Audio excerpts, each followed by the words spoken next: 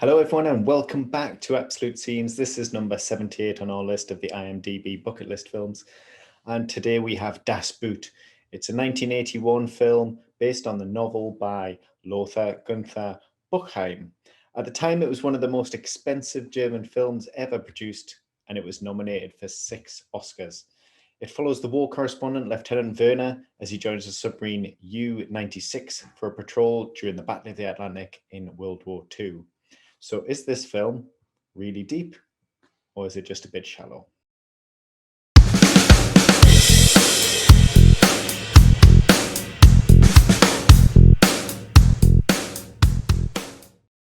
Dan, I've seen this film probably 5 or 6 times, I think, but I did watch it again, especially for this review. The director's cut, 3.5 hours, went through it. Was this the first time you've seen it? Yes, it was the first time I've seen it. Most likely the last time I'm going to see it as well. When you watched it the previous 5 or 6 times, did you watch the director's cut or just the standard version? I'm not 100% sure, if I'm honest. I don't know, they all last so Because long.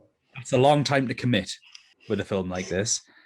We've previously established I quite like long films, but I also like it when things generally happen. I found quite a lot of this film to be particularly boring, and it matches the theme. The entire point of the film is that we are put into the shoes of these submariners who obviously get bored. They spend a lot of time underwater. We see the effects of the boredom, how they can get a bit of cabin fever, how monotonous everything looks, the stale food, and then obviously the fear of war at the time. But that also doesn't make for great entertainment. So I think this is a film perhaps to be admired. There's definitely a lot to admire about it, but ultimately I have a feeling of boredom. So how do you get yourself through this 4 or 5 times? I'll admit this is the first time I've watched it whilst not being on a submarine. Okay, there you go. um, but yeah, we used to watch films when I was on board, and we'd generally watch a lot of submarine themed films. So I've seen this one quite a few times. But I think that is right, and I can understand why you might not be thrilled all the way through it, because that is the point of it. It's not a war film where you're meant to like really get into it and kind of see war in a glorious manner. It is trying to depict that element of it was young men, yeah, periods of boredom, monotony, kind of trying to give the realism of what it was like for them on a submarine, and lots of periods of repeated dreadful fear. I think that really comes across in the film. But I think it's good in terms of it's a realistic depiction of the submarine. I think it's incredibly well shot. It's not actually shot on a submarine. It's a set that they mocked up. But I think some of the camera work is absolutely tremendous. Of long single shots going right through the full length of the submarine as people are running down for the alarm to get into their action station positions and stuff, falling around in front of the camera and things. I think there's some brilliant camera work that goes into it, and I think it really carries the emotion that it's trying to portray. But yeah, I think this is another good film, perfect for our two considerations of technical quality, which is all the things I'm just talking about, compared to enjoyment. And yeah, it's got to try and drag you through almost 3.5 hours. And whether it Yeah. does that, I'm not 100% sure. Well, the first thing I noticed was how, let's be honest, spectacular the direction is for this film. It is so good. The camera work, the little spaces that they had, the idea that they got the actors in there so that they looked a bit pale and they knew how it felt. And apparently they're just banging on the outside of the set whenever the sort of deep water charges, is that what they're called? Depth charges. Yeah. Depth charges to sort of signify that and get some real fear. I think a lot of the acting from the major players in the film is brilliant, especially you've got your cabin fever character. I thought he's really well acted, but the captain was great. Is he a journalist? Is that which I think is who wrote the book? Yeah. It's sort of him in the film. You've got and one thing that actually really I found really jarring, but also good, and it's so hard so hard to explain, is that this film, the biggest issue is that it's from a German perspective and no other perspective. So we are put into a film where our gut instinct is to cheer on these men, human endeavor, human resilience, the decisions that they've got to make to survive, and ultimately their mission and their survival. But the fact that they are German soldiers in 1941 and they are trying to blow up Allied destroyers and Allied, just I don't know what type of boats they are, that just trailers, what are they called, Mitch? Like merchant ships. So yeah, they're just trying to blow them up. So subjectively, I was sat there thinking, I'm not invested in you guys because I instinctively want you to lose. And there are some wars that you can depict the other side of the stories. Most wars aren't black and white. They aren't good versus bad. There are so many wars where it's just a travesty. World War II, I think, is one of the very, very, very, very few wars where there is a clear good and bad. And we have the journey of essentially people fighting on the wrong side. But what is really, really well done about the film is that it shows that these were just normal guys, that a lot of them actually took fun out of Hitler. They didn't appreciate him. They have a member of crew on board who is very, very Heil Hitler, and they go on to another ship who are formally dressed and love Hitler. And to see that not everyone who fought for the German side were, Nazis as such. They just had to fight for their country like everyone else did.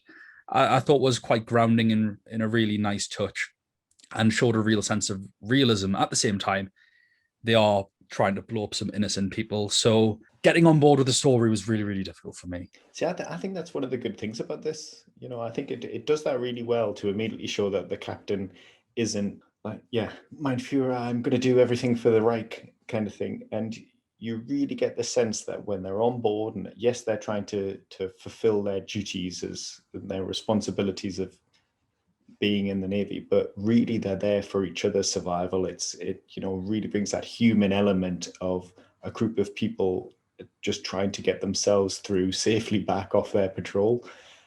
Almost, I think you can start to warm to that and see them as people. And I think one of the things it does well is it never presents any view of the enemy, never humanizes them. It almost, it adds to the fear by having them as some like almost unknown. And I think that works quite well, personally. You're right in a sense that at points it kind of felt like a monster feature film where you see the underside of submarines and destroyers. And you're right, it does dehumanize everything, but I don't like that, because if there is ever a time that we want to be humanizing things, it should be during war. Maybe people would be less sure of killing each other. And ultimately, they put themselves in the position, it's the Atlantic, Germany is nowhere near it. They've decided to put themselves in that position to assault other nations' ships, it's wartime. Of course, they're going to do that. But they've actively went into that position. It's not like a siege mentality. And then, they've got to deal with the consequences of that. And we see them cheering as they manage to complete certain successful tasks, but then we're meant to sympathize with them when they're going down. It was just a little, I just didn't know how I felt about it. That was just me. I think other people might be, quite clear with their convictions on how they do feel about it. But I don't think this film is for everyone, because even at times I was cheering when bad things happened to them. There's a point in the film where they actively try to engage a destroyer. And that was the point where I thought, well, yes, you are doing your jobs. Yes, this is realistic. Everything is good about what you're doing. But I personally, as a British person, were thinking, oh, well, I hope you get what you're given. But it's incredibly subjective. It's not an objective opinion that I'm given right now. It is. I understand it, Dan. You only want to watch a film that's British propaganda. I get it. Oh, absolutely. Absolutely. I want to watch a Battle of Britain on repeat. I want to watch the Dam Busters on repeat. I can believe that. So I think one of the best things about it for me is that realism element. I think it really captures it. Did you always understand what was going on, and the importance of some of the things that were kind of being reported, and how it all worked? Sometimes, and you sort of got the idea of certain things, and I think the really important things, particularly when they're at the end, there's a situation that's going on, can't reveal it for spoilers, and they have to fix certain things. I think the majority of that made sense in terms of, we need a pump to work, we need I can't remember what it was, like a satellite to work or something, like the radar system, and they needed the engines to work. Like, this is all, I think there's an electric motor. It's basic stuff like you can understand. Their plan to get themselves out of that situation, I've got no idea what the hell happened. Like, I do, total jargon as far as I'm concerned. And there were other bits in the film that were complete jargon, but that's like that with a lot of films, and it's fine. Like, Yeah. you don't need to pander to me. And ultimately, I'd rather a film maintain its integrity by just respecting the audience, that if I don't know what something means, I can go find out, I can ask, or is it that important? I think the plan at the end is a little important, but I don't know if I'm just being stupid or not. Well, I mean, the reason I asked the question is because, I've got an understanding of everything that they're talking about. So, but one of my criticisms is, with that regard, is that I think they just miss a great opportunity. Of they've got the war correspondent on board. They don't have to explain everything to the audience, but they could explain some things to that character who hasn't been on a submarine before. And I don't think they use that well enough at key points to help the audience who may not understand some of what's going on, to make them kind of see the importance of some of it a bit better. Because that's how I would have used him. Because at times I'm questioning what really is the point of him as a character. Yeah. Because I don't think he particularly drives anything that occurs. And it did make me question, like, why aren't you taking the opportunity of having that character by explaining things to him a bit better? Yeah, I think he's sort of the central character in the book because it's of the real experiences of the author. That makes a lot more sense in the book, but you're absolutely right. They do some really good stuff with him. However, nothing that he does is important to his role in the U-boat. It's that all of his stuff could have been given to other characters. They could have. So yeah, I did get. I hadn't actually thought of it, but you're absolutely right. Yeah, that is the vehicle that they should have pushed exposition through to explain to us what certain things meant. There were some words that we used that I didn't understand. There were some gratefully that I did. But I don't also, I do appreciate that that's also kind of not the point. And for me, the film is just too long. But I do have a way of, in my opinion, of fixing it. And there's just a massive gap in the first 2 hours of the film where the boredom is really pushed onto us. But I don't think that's the right time in a film to do it. You don't want to have your audience feeling bored, like literally in the middle of Act Two. It could have came later. I just think they probably could have gotten rid of some of that, made some of the more actiony scenes, if you want to call them that, come a little bit quicker.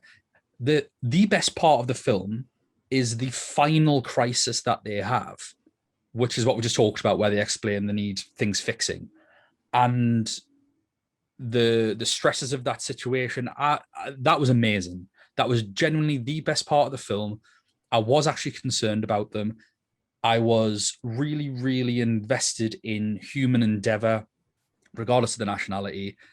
That was the one point of the film where I just thought, yes, I want you to get through this now. And the characters really spoke about themselves through their actions and what they were made of, and the fear. That was amazing, and that could have been made longer. I think if that as a final act was made longer, and then you could fit some of the boredom stuff in there, just change how long the oxygen would last, little things like that. I just think you could have got a film that flowed a little bit easier. Because if I want to know how bored I could be in a submarine, I'd probably go visit one. Dan, I think you've made your thoughts quite clear on where you were on enjoyment. So let's start with Yeah. technical quality. What did you make of it? Yeah, technical quality is actually brilliant. This film, it is such a good film. Like I say, other than I think maybe the construction of some of the scenes and how it all comes together, just the overall how the film sort of dragged out the pacing of it. But like we say, that is the point. The camera work is, we haven't spoken highly enough about the camera. If anyone has any interest in cinematography, this is a film that needs to be very high up your list to watch. The soundtrack was great. The acting was absolutely fantastic. So technical quality, this film for me is about an 8.3. I genuinely think it's a really good film. Yeah, that's a good score. That's a good score. I'd agree with everything they say there. And one of your criticisms about boredom and it's very slow. You see, I see it from a different point of view with regards to technical quality. And I find it, gripping, like, on the edge of your seat. I think it's incredible the way that they managed to almost have a silent scene with a guy, like twisting a little knob, listening to a sonar, and you're watching his arrow going around as he's looking at the different bearings of where he can hear it, and that goes on for quite a long time with him just reporting, fading, getting louder, kind of thing. And I'm on the edge of my seat there. Those bits weren't so bad because obviously there's tension there. That's not boredom. If something's quiet, especially the scenes where there's a destroyer in their vicinity and it's like literally a game of battleships. That's not the issue. It takes about an hour for anything to happen. But again, for me that's really important. If it was just all action or tense the whole way through, you'd be missing the whole message that they're trying to put across. Of Yeah, I agree. long Which is periods why I've given it a high technical rate. I'm justifying my higher rating. That's all done, right? I'm giving it an 8.9. I can see why. It's a very, very, very good film. And if anyone's interested in filmmaking, they should really watch this film. But enjoyment, Dan. Yeah, this is a 4.1, something like that. And it was the last hour of the film that got it up there because it was lower because I was just so bored, so thoroughly bored. The last hour is actually great. The last hour is like a 7. The last hour is great. If anyone can find the non-director's cut, maybe give that a watch. I've heard that is a little bit too action heavy because I'm not an action lover. I don't even really like action films that much, but I do feel like there needs to be things to get, like, I think there needs to be a plot, and it takes about an hour for the plot to start. Really, that's my criticism of it. I was bored, and I don't enjoy being bored. Is as good as it might be. For all I'm defending the film, I'm not going to disagree too much. The thing is, I think from a technical point of view, if you cut stuff out of the middle, you would be missing out on the experience of the film and what it's trying to portray and the kind of point of it. However, at the same time, you could cut an hour or an hour and a half out of the middle, and it would actually be quite an enjoyable, submarine action film. Yeah. And I think that's the really juxtaposition of this film, isn't it? It's that like artistic integrity versus shall I make something enjoyable for the cinema? And for that again, I'll be down. I'm not going to go as low as you, but I'm down at a 6. Yeah. So you've watched a film that you enjoy around 6 out of 10, like 5 times. I'm reviewing it from a point of view of, is it a good movie? There are definite elements of it that me, as being on a submarine, it is enjoyable to watch a submarine film when you're on a submarine. Is anything enjoyable when you're on a submarine? This film didn't depict anything to be too enjoyable. Well, Dan, you've got to fill the long periods of monotony and boredom, haven't you? Yeah. When you watch it, do you watch it all together? Is that like I don't know. I'm guessing you're on a bigger submarine. Do you all like sit there and cheer at things? we would have film nights, but yeah, generally watched like a submarine or like war themed movie on a Sunday afternoon or something. Fair You enough. watch it as a group. Or retire to your bed, watch it by yourself on laptop, whatever you fancy. What a thrilling Sunday evening. What has anyone else seen Das Boot? Let us know. We watched it on Sky Store. That's where you can find the director's cut. Couldn't find it in too many other places because it is in German. So there will be subtitles. Let us know down in the comments what you thought of the film, or if you haven't seen it, maybe why not. Please don't forget to like this video, whether you liked it or not. We don't care. Just give it a like. Don't forget to follow us on Twitter as well. We are at scenes_YT. And now we are going to talk briefly about spoilers, I imagine. There's not too much to spoil. There's no plot. I'm only joking. There is a plot. I'm just joking. Just trying to wind Mitchell up. Jump into the ending. I want to jump into the end. I was just going to say the same. Which ending? Are we going for the submarine ending or the on-land ending? I mean, the on-land ending. Yeah. I don't know if I would go as far as saying it's a twist or not, but I really like it because it's not a happy ending. I love a film that doesn't have a happy ending, and not in a sadistic way, but I just think it's unexpected. It's all too easy to have the happy ending. They get back. That young kid goes off to see his wife to be in France or something like that.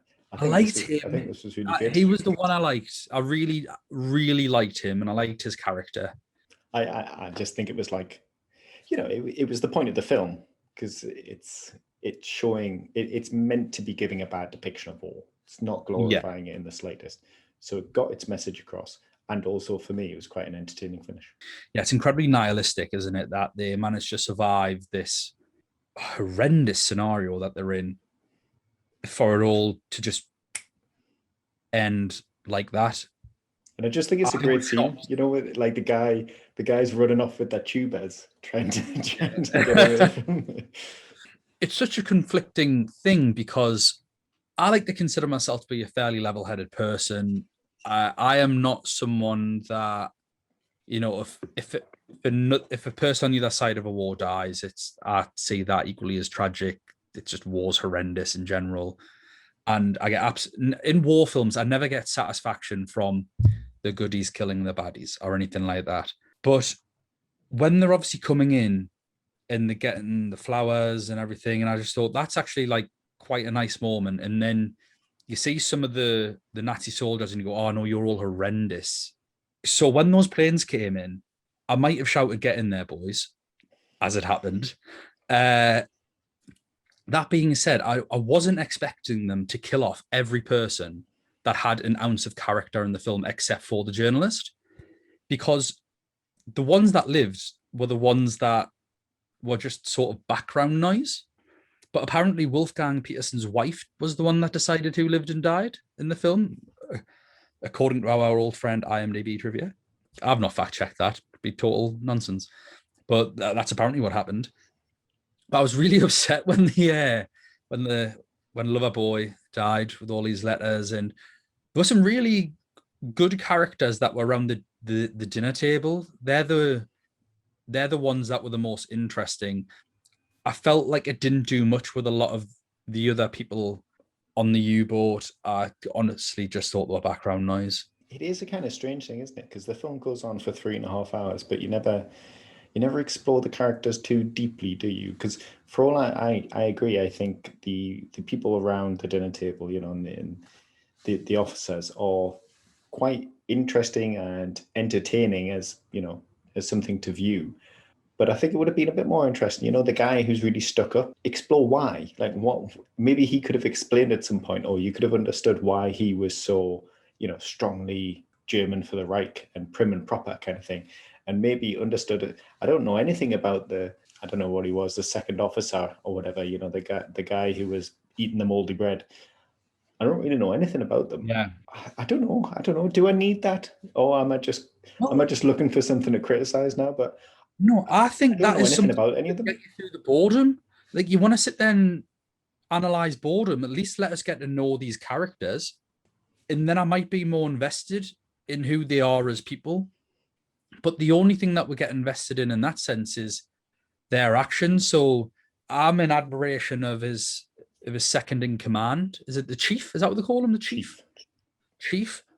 Because you know, at the end when he's like, this is fixed, that's fixed, and he's got no oxygen, he's absolutely done in. And he's the one that cries when they blow up the U-boat. They're not the U-boat, they blow up the destroyer or whatever ship it is. I'm not great with my ships. And they realize that there's still people on board, and he's the most human character of everyone. So I felt really invested with him, whereas the rest, I don't know who they are. So as far as I'm concerned, yes, it's great that you don't like Hitler, but that's pretty much all I know. And yeah, little bits, obviously. That's why I liked the guy who's writing the letters, because that was a little snapshot of his life. Mm-hmm. And I like that nothing happens in that scene. It's a guy gives another guy some letters, and then 10 minutes later, he's got to give the letters back. It goes nowhere, and yet it was a good scene. So when I say nothing happens, I don't mean I need there to be bombs and deaths and all this other horrendous action going on. I just mean, can you explore these people? Can they be on a submarine, and can you make me care about something that I have no interest in caring about?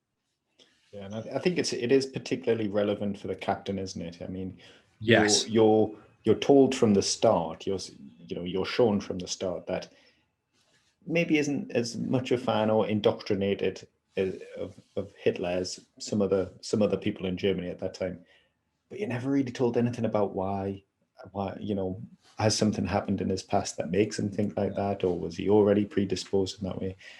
How did he get in that position? If has he changed at some point? I'd love to know a bit more about the background, and I think you are left wanting. Mitchell, at the end of this film, when they're trapped at the bottom, which is great, this is like the best of the film. Would you have been able to fix all that stuff? Would that have been your job to fix it?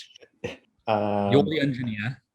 Well, as part of the engineering department, we would have attempted to, but I mean, I was thinking during that time, like, how realistic is it? Well, one of my criticisms, if I was thinking too deeply about it, is that I don't necessarily believe they would have had enough air to blow the tanks at that depth.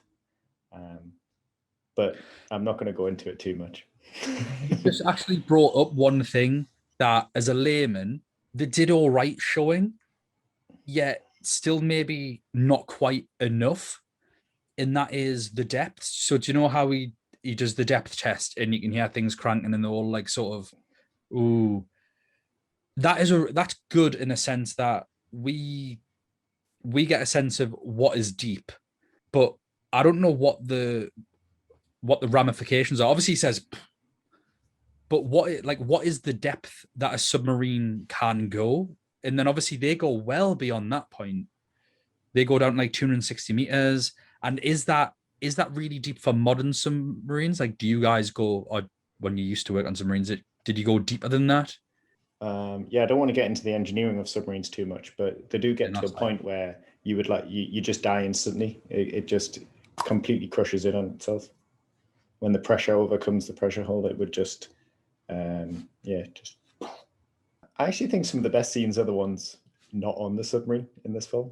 I like the first scene in the club, and the camera work in that, I think, is fantastic. If you watch that back again, it's almost like one continuous shot. It's like it is fantastically done, fantastically acted, fantastically shot, and I think that scene's absolutely brilliant.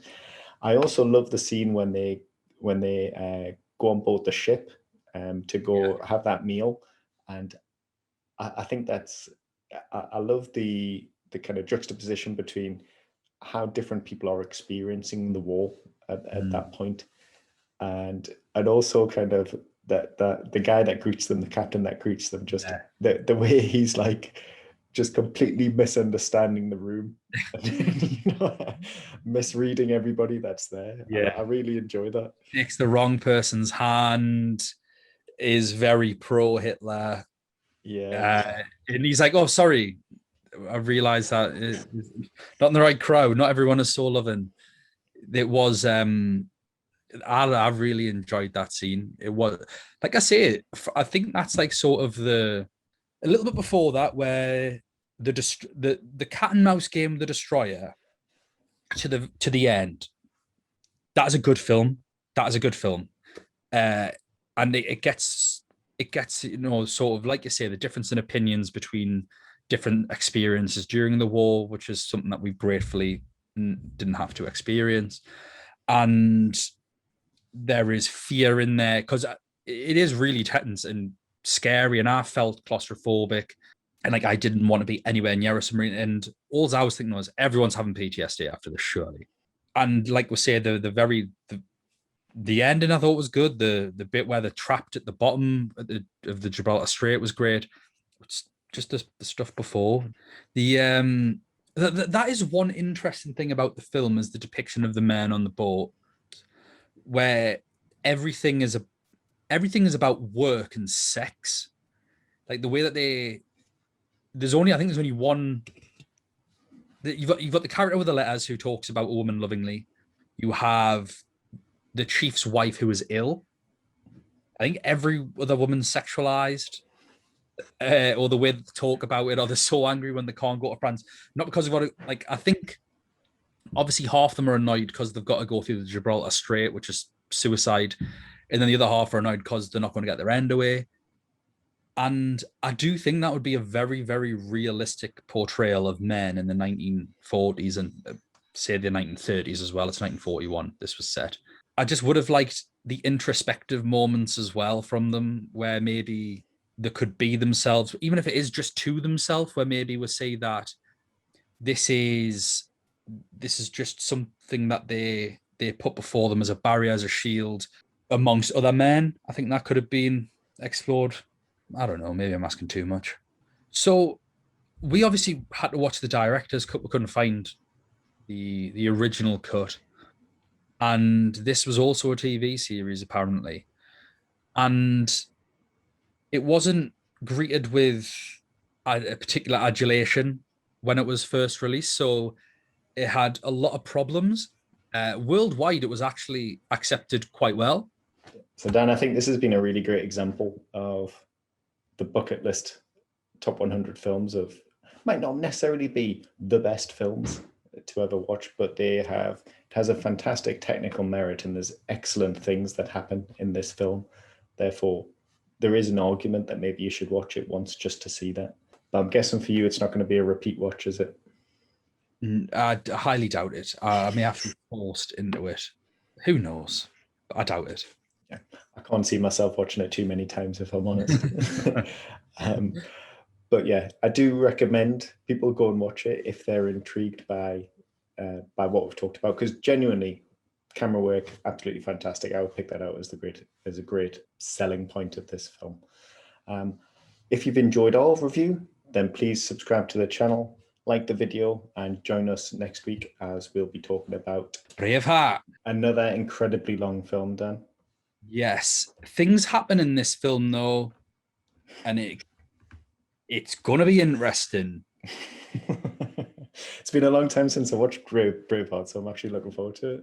It's been a few years. I think, as a spoiler, this one's going to be the exact inverse. Well, we'll see. We'll see when we get there. Yeah, join us next time. Follow us on Twitter, scenes_YT, and we'll see you next time.